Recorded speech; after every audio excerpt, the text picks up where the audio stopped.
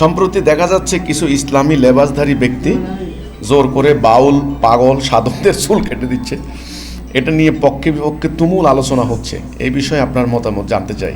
বাংলাদেশে এখন একদল ইসলাম কায়েম করে ফেলছে, মাজারে হামলা করছে, ওই যে লাশ কবর থেকে তুলে আইনা পোড়াইয়ে দিচ্ছে। এই যে দেখলাম ওই মারেফতি লাইনের আর কি, ওনার চুলে জটা ছিল, জটা কাইটা ফেলছে। তারপর উনি আবার করুন, এটা একটা করুন একটা বিবিসি প্রকাশ করছেন, আল্লাহ তুই দেখিস, আল্লাহ তুই দেখিস।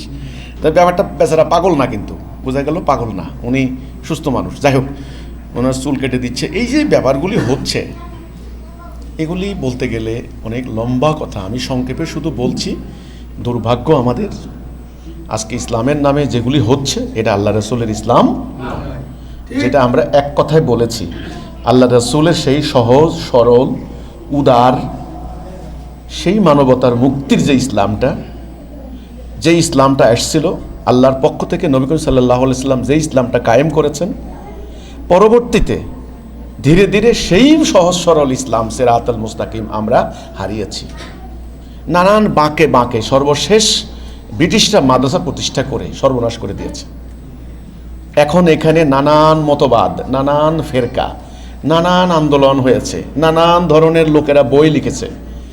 একটা মাসালাকে বাড়াবাড়ি করতে করতে মাসালাকে এমনভাবে নিয়ে গিয়েছে, শিরিক এবং কুফর, শিরিক বেদাত। শিরিক মানে হলো আল্লাহর কিছু মানা, কিছু না মানা, আল্লাহর আদেশের, আল্লাহর হুকুম যেগুলো আল্লাহ বলেছেন, কিছু মানলাম কিছু মানলাম না, এটা শিরিক। যেমন আল্লাহ বলেছেন সালাহ কায়েম করো, ফরজ, আমরা সালাহ কায়েম করলাম। কিন্তু আল্লাহ যে বলেছেন আদালতে বিচার করো, কেসাসের বিধান তোমাদের জন্য ফরজ করা হলো, কেসাস মানলাম না, আমরা ব্রিটিশের আইন দিয়া বিচার করলাম। আল্লাহ বললেন যে সুদ খাইও না, এটা কিন্তু হারাম, এটা কিন্তু মানলাম না। আল্লাহ বললেন শুয়োর খাইও না, শুয়োর কিন্তু খাচ্ছি না, খুব ঘৃণা করতেছে, কিন্তু সুদ কিন্তু খাচ্ছি। এই যে বিষয়টা, কিছু মানলাম কিছু মানলাম না, এটা হলো শিরিক। এখন পরবর্তীতে আমাদের কিছু ফকি শিরিকের এই ব্যাখ্যা করতে করতে করতে করতে করতে করতে করতে শিরিক নিয়ে গেছে কি মাজারে মোমবাতি দেওয়া শিরিক, মাজারে মোমবাতি দেওয়া শিরিক। আচ্ছা, আল্লাহর নাম ব্যতীত অন্য কারো নামে ওই নাম ডাকলে ওটা হলো শিরিক। যেমন ধরেন গাউসুল আজম, ওই যে বরফি সাহেবের নাম, এখানে আমাদের একটা মসজিদ আছে গাউসুল আজম নামে মসজিদ। গাউসুল আজম, গাউস আজম মানে বড় উদ্ধারকর্তা। আল্লাহ হচ্ছেন একমাত্র বড় উদ্ধারকর্তা।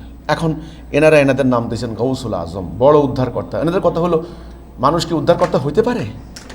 আল্লাহ কোরআনে বলছেন আল্লাহু ওয়ালিউল্লাযিনা আমানু, আল্লাহ হচ্ছেন মুমিনের ওয়ালি। এনারা কইছেন নিজেরা এনারা ওলি।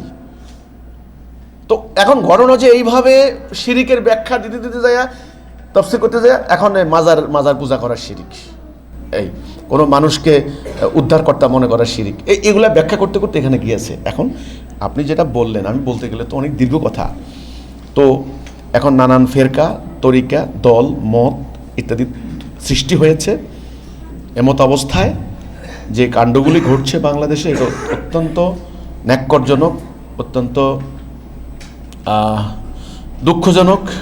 এই সমস্ত ঘটনার পরিপ্রেক্ষিতে আন্তর্জাতিক অঙ্গনে বাংলাদেশের ভাবমূর্তি চরমভাবে ক্ষুণ্ণ হচ্ছে। ইসলামের ব্যাপারে একটা বাজে মেসেজ যাচ্ছে।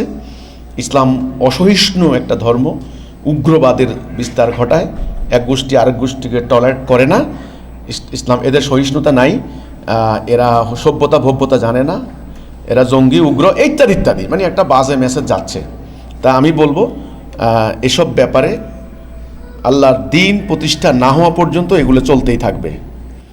এরা ধর্মের নামে করছে আর ওরা রাজনীতির নামে করছে। দেখেন না, কয়েকদিন আগে সরকার পতন নিয়ে কি কাণ্ড দেশে হয়ে গেল, তার আগে আবার সরকারের বিরুদ্ধে আন্দোলন করছে, যে কি কাণ্ড ঘটে গেল। ওগুলো গণতন্ত্রের নামে জায়েজ। হ্যাঁ, হরতাল হচ্ছে, অবরোধ হচ্ছে, সরকারি সম্পত্তি আগুন দিয়ে জ্বালাই দিচ্ছে, বাসে পেট্রোল বোমা মারছে, মানুষ জ্বালাই দিচ্ছে, এগুলো আবার জায়েজ, গণতন্ত্রের নামে জায়েজ। আবার ধর্মের নামে শিরিক হচ্ছে, কুফর হচ্ছে, বেদাত হচ্ছে, মাজারে হামলা, চুল কেটে দিচ্ছে, মানুষ মাইরে ফেলতেছে। তাহলে ধর্মের নামে এক ধরনের অরাজকতা চলছে, আর গণতন্ত্রের নামে আরেক ধরনের অরাজকতা চলছে। এই দুই অরাজকতা বন্ধ করতে হলে, শয়তানের দুইটা শিং দুইটা ভাঙতে হলে, একদল মোমেন আল্লাহ দেওয়া সত্য দিন সিরাতুল মুস্তাকিম, ঐশী বিধান যেটা রাসূলের উপর এসেছে, সেটা এখন জিহাদের মাধ্যমে প্রতিষ্ঠা করতে হবে।